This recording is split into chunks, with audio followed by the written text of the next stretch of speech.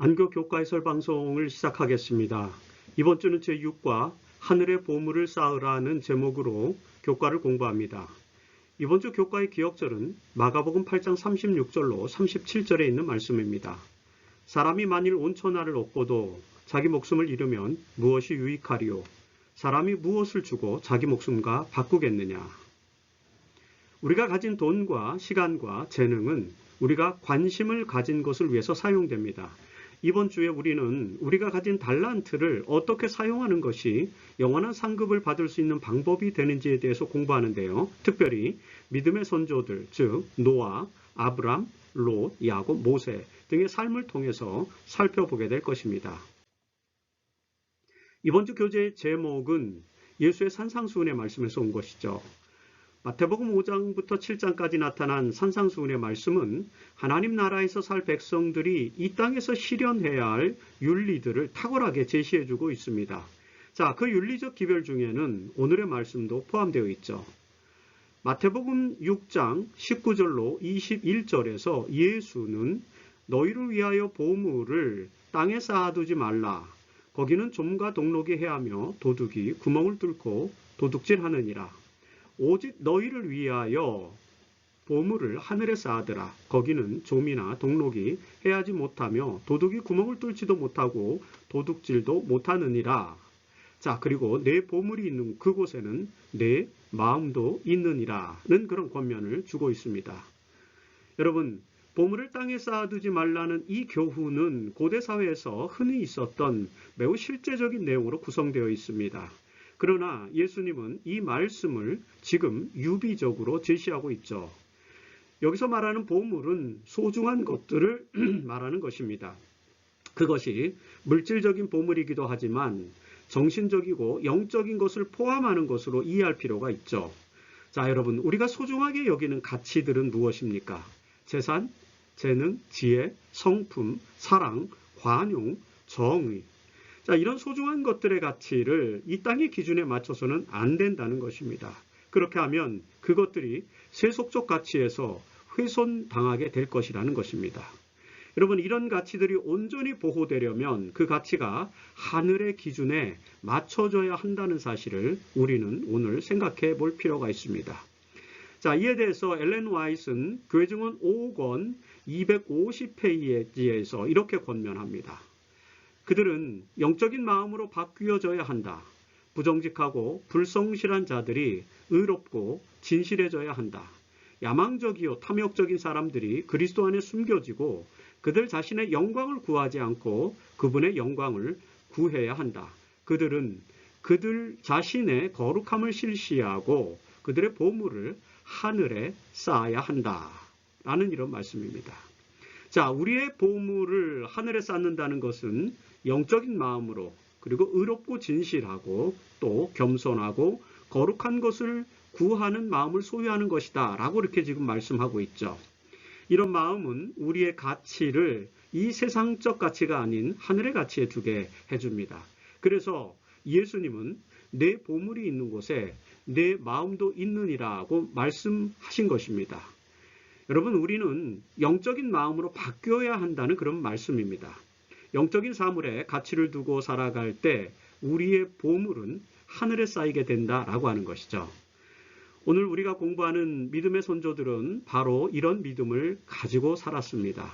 이제 그들의 삶 속에서 하늘의 보물을 쌓은 그 신앙적 비결을 좀 더 구체적으로 살펴보도록 하겠습니다. 세속적인 가치보다는 하늘의 가치를 소중하게 여기고 그의 보물을 하늘에 쌓은 첫 번째 인물로 살펴볼 대상은 바로 노아라는 인물이죠. 자, 창세기 6장에는 창조 후에 인류의 역사에서 가장 비극적인 한 시대의 사건을 기록하고 있습니다. 자, 그 당시의 상황에 대해서 창세기 6장 5절에서 7절까지 있는 말씀에 보면은 이런 말씀이 있습니다. 자, 창세기 6장 5절에서 여호와께서 사람의 죄악이 세상에 가득함과 그의 마음으로 생각하는 모든 계획이 항상 악할 뿐임을 보시고 이렇게 기록되어 있죠. 여러분 6절과 7절에 보면은 야훼 하나님은 사람을 지으신 것을 한탄하시고 당신께서 창조하신 사람을 땅에서 쓸어버리시겠다고 말씀하십니다. 이것이 당시의 세속적인 상황이었습니다. 자, 그들은 세속적인 가치를 가지고 살아가므로 세상에 악을 가득하게 만들었습니다. 그러나 그런 상황에서도 하나님의 은혜를 입고 하늘의 가치를 따라 살았던 사람이 있었는데 그가 바로 노아였습니다. 당시의 모든 사람들이 세속적인 가치를 따라 살아감으로써 죄악이 관영했었지만 노아는 하나님의 은혜를 힘입어 하늘의 가치를 실현하면서 살아갔습니다. 자, 이 이야기에서 우리는 노아가 하늘의 가치를 따라 살아갈 수 있었던 몇 가지 원칙을 발견할 수 있습니다. 자, 첫 번째, 노아는 도덕적으로 완전한 삶을 살았다는 것입니다. 당시 사람들은 악한 생각으로 가득 찼다고 성경은 기록하죠. 그러나 그런 모럴 해저드 시대에도 노아는 의롭고 완전한 삶을 살았습니다. 여기 창세기 6장 8절로 9절에서 노아는 여호와께 은혜를 입었더라. 노아는 의인이요 당대의 완전한 자라. 그가 하나님과 함께 동행하였으며 라고 기록하죠.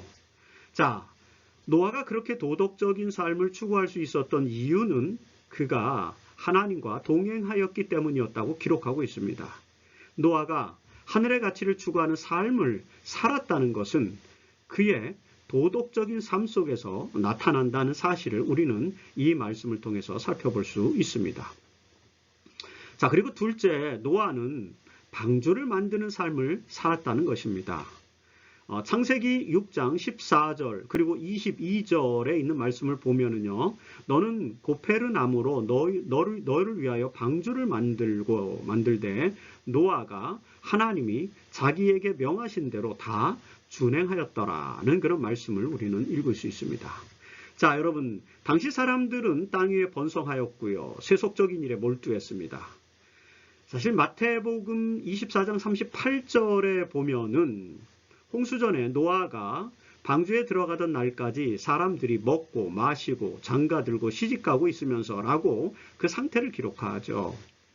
모든 사람들이 이처럼 세속적인 일에 몰두하고 있을 때에 노아는 그의 가족들과 더불어 오롯이 방주를 만들었습니다. 그 일이 세속적인 안목에서는 굉장히 무가치한 것처럼 보였겠지만 하늘의 가치를 추구하면서 살았던 노아에게는 매우 큰 축복이 되었습니다.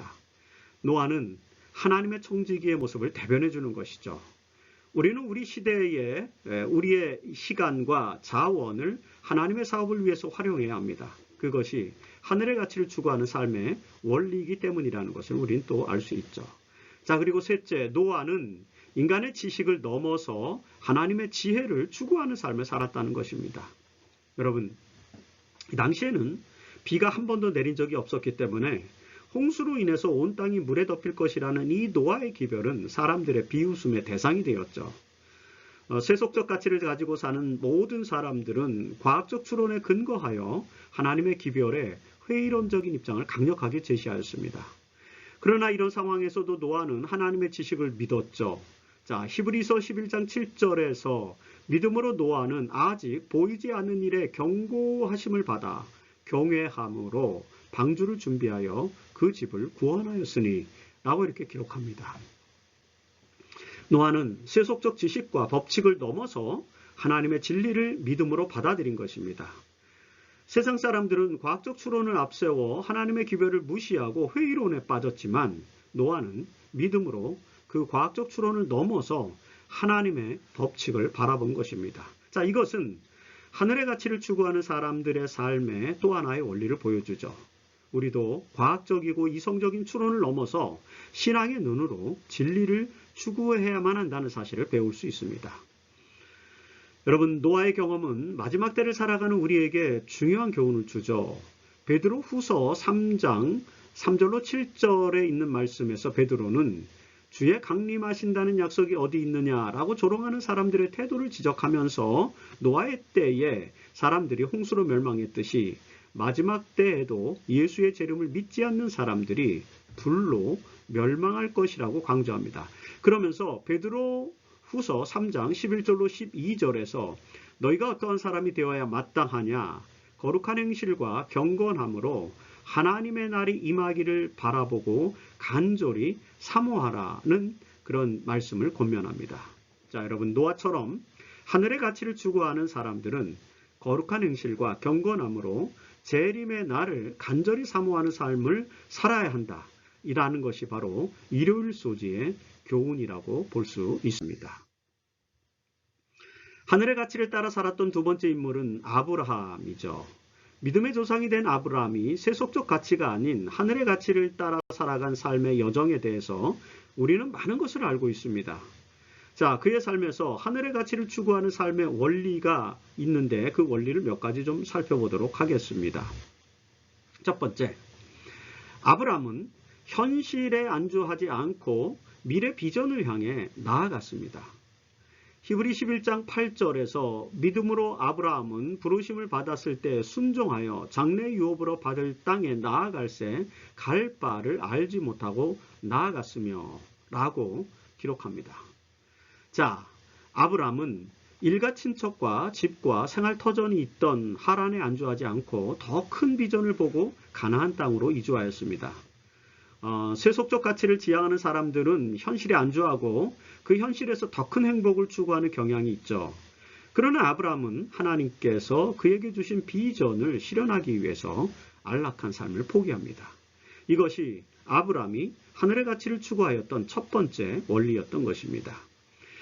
자신에게 주어진 소명을 실현하기 위해서 세속적인 안정을 넘어서 미지의 비전을 향해 나아가는 믿음과 순종의 삶을 사는 것이 아브라함의 삶이 우리에게 주는 가르침이다 라고 볼 수 있습니다.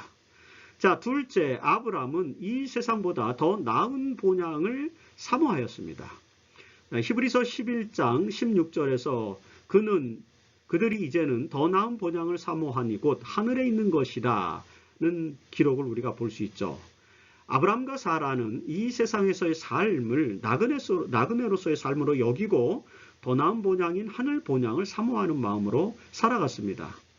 따라서 그들의 삶의 가치는 이 세상이 아닌 하늘에 있었던 것이 너무나도 당연한 것이었죠. 우리는 이러한 아브라함의 삶의 원리를 이해할 필요가 있습니다. 자, 그리고 셋째, 아브라함은 하나님의 뜻에 전적으로 순종하였습니다. 이삭을 제물로 바치라는 하나님의 요구는 사실 그에게 엄청난 시험이었죠. 그는 수많은 핑계를 가지고 그 명령에 순종하지 않을 수도 있었습니다. 그러나 히브리서 11장 17절에서 아브라함은 시험을 받을 때에 믿음으로 이삭을 드렸으니 라고 기록하고 있죠. 그리고 히브리서 11장 19절에 보면 하나님이 능히 이삭을 죽은 자 가운데서 다시 살리실 줄로 생각한지라 라고 그렇게 아브라함의 마음을 설명해 주고 있습니다. 여러분, 아브라함이 세속적 가치를 추구했다면 이삭을 제물로 바치라는 시험에서 승리하지 못했을 것입니다. 그러나 아브라함은 그 시험을 세상적 가치로 접근하지 않았죠. 그는 하늘의 가치에 따라서 하나님의 명령에 순종했고 부활에 대한 확고한 믿음을 보여주었습니다. 그런 아브라함의 태도는 하나님께 의롭게 여겨진 것이죠. 여러분, 이처럼 순종의 삶은 하늘의 가치를 추구하는 또 하나의 원리가 된다는 사실을 우리는 알게 됩니다. 이처럼 아브라함은 믿음으로 의로운 삶을 살았습니다. 창세기 15장 6절에서 아브라함이 하나님을 믿으니 여호와께서 이를 그의 의로 여기시고 라고 말씀하고 있지 않습니까? 이 말씀을 바울은 로마서 4장 3절에서 인용을 합니다. 그리고 그 로마서 4장 20절로 22절에서 믿음이 없어져 하나님의 약속을 의심하지 않고 믿음으로 견고하여져서 하나님께 영광을 돌리며 약속하신 그것을 또한 능히 이루실 줄을 확신하였으니 그러므로 그것이 그에게 의로 여겨졌느니라고 이렇게 묘사를 합니다. 자, 아브라함이 믿음으로 의롭게 살 수 있었던 것은 세속적 가치를 포기하고 하늘의 가치를 추구하는 삶을 지향했기 때문에 가능한 것이었습니다. 그리고 21세기를 살고 있는 우리도 그런 삶의 지향성이 필요하다는 것이 바로 이 월요일 소지의 아브라함을 통해서 우리에게 주는 교훈이라는 사실을 기억해야만 합니다. 세 번째로 살펴본 인물은 롯이죠. 우리는 롯의 생애를 통해서 하늘의 가치 대신에 세속적 가치를 따라 살게 되면 어떤 결과를 초래하게 되는지를 사실 역설적으로 배우게 됩니다. 자, 화일소지는 바로 이런 역설적 상황에서 또 교훈을 우리에게 주고 있죠.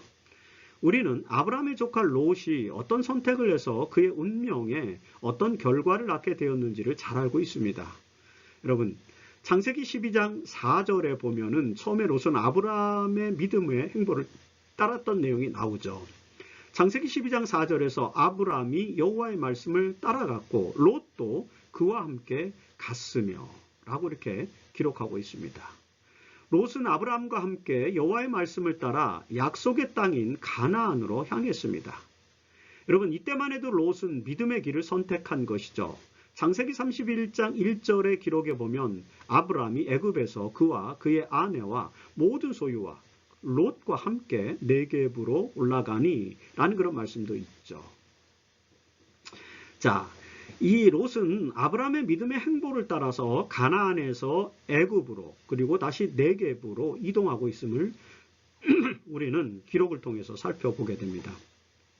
그런데 창세기 3장 17절에서 아브라함의 가축의 목자와 롯의 가축의 목자가 서로 다투고 라는 기록에서 우리는 롯이 아브라함을 떠나 독립된 삶을 선택하게 되는 장면을 이제 보게 됩니다. 자, 이때부터 롯은 아브라함의 선택과는 달리 세속적 가치를 추구하는 모습을 보여주고 있죠.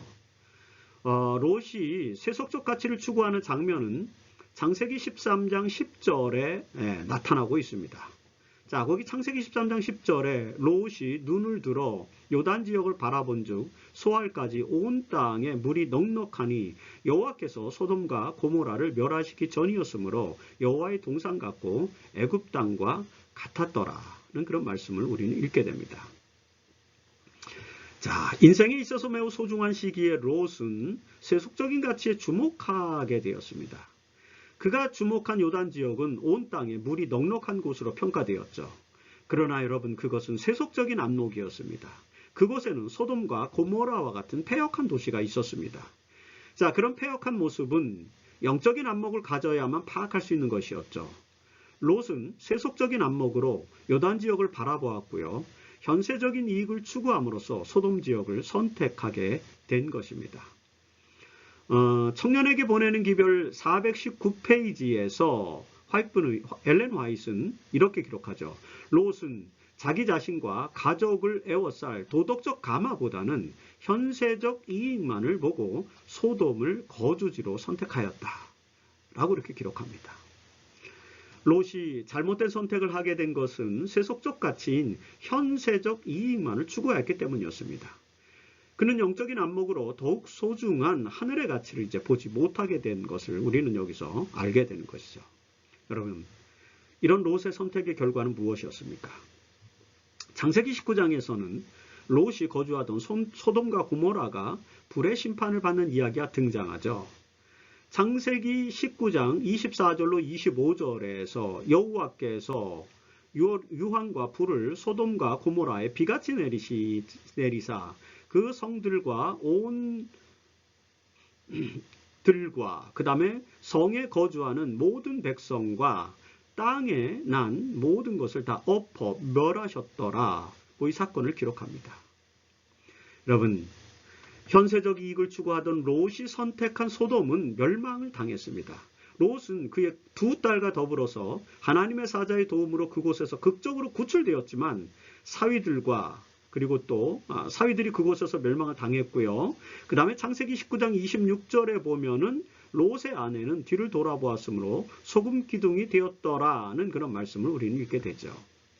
자, 이 사건으로 롯의 잘못된 선택이 어떤 결과를 낳게 해주었는지를 생생하게 우리는 읽을 수 있습니다.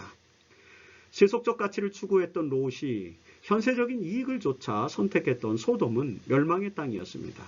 하나님은 그에게 구원의 기회를 주셨고요. 그 심판에서 극적으로 살아남게 되었지만 그의 가정에 닥친 비극을 피하지는 못했습니다. 이 이야기는 롯의 잘못된 선택이 어떤 결과를 가져오게 했는지를 교훈하고 있죠. 그가 추구했던 세속적 가치의 결과에 대해서 엘렌 화이트는 이렇게 평가를 하고 있습니다. 청년에게 보내는 기별 419페이지에 계속해서 나오죠. 롯은 이 세상에서 과연 무엇을 얻을 수 있었는가? 그의 소유는 모두 소멸되었고 자녀 중 몇은 그 죄악의 도시가 파멸될 때 함께 멸망을 당하였으며 아내는 길가의 소금 기둥이로 변하였다. 여러분, 롯은 너무나도 소중한 것을 잃어버렸습니다. 그는 현세적 이익으로 소돔 지역을 선택하였죠. 그러나 그 잘못된 선택의 결과로 그가 얻은 것은 별로 없었습니다. 세속적 가치의 궁극적 결과는 바로 이런 것이라는 것을 우리에게 알려주는 것이죠. 그래서 하나님께서는 하늘의 가치를 추구하라고 권면하십니다. 우리는 롯의 경험을 통해서 세속적 가치가 아닌 하늘의 가치를 추구하고 우리의 보물을 하늘에 쌓는 하나님의 자녀가 되어야 할 것입니다.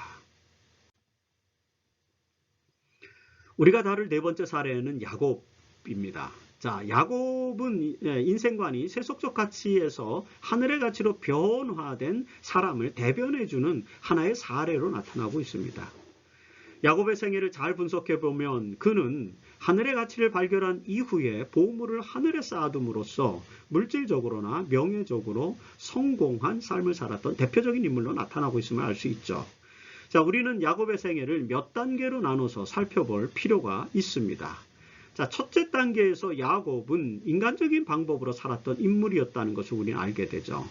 창세기 27장 35절에 보면은 이삭이 이르되 내 아우가 와서 속여 내 복을 빼앗았도다 라고 이렇게 말하고 있죠.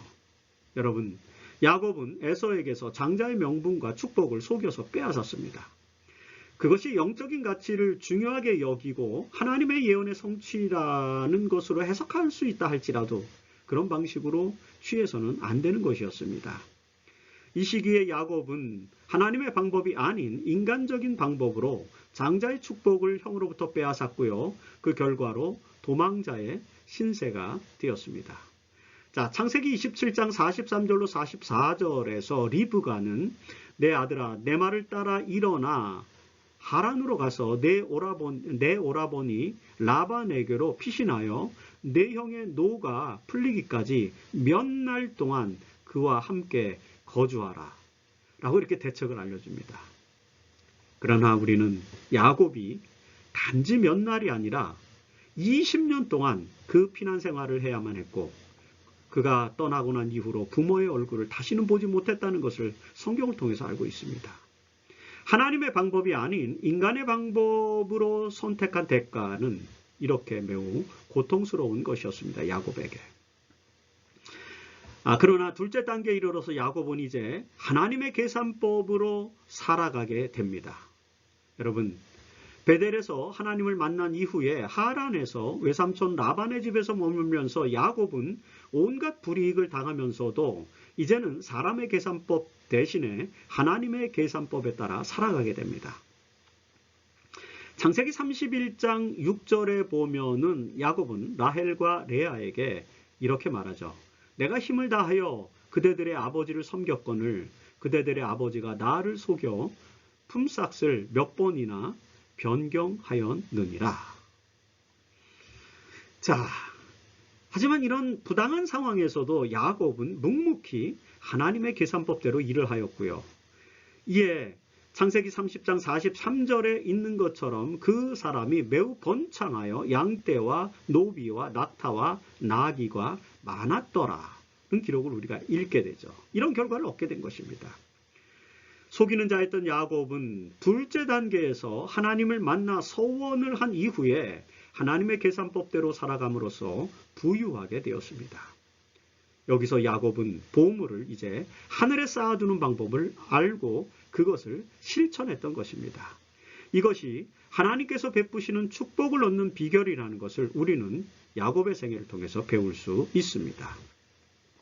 그리고 이제 셋째 단계에 이르러서 야곱은 전적으로 하나님께 의지하는 삶을 살게 되었다는 것입니다. 여러분, 야복강에서 천사와 씨름하던 야곱은 창세기 32장 26절에서 당신이 내게 축복하지 아니하면 가게 하지 아니하겠나이다 라고 확고한 믿음을 보여줍니다. 굉장히 확고한 믿음을 보여주죠. 에서와의 만남을 앞두고 야곱은 그의 재산이나 방어 능력을 믿지 않고 오직 하나님의 축복에만 의지한 것이었습니다. 그는 밤새도록 천사와 씨름하여 결국 이스라엘 즉 하나님 및 사람들과 더불어 겨루어 이겼음이니라는 칭호, 이스라엘이라는 칭호를 이제 얻게 되는 것입니다.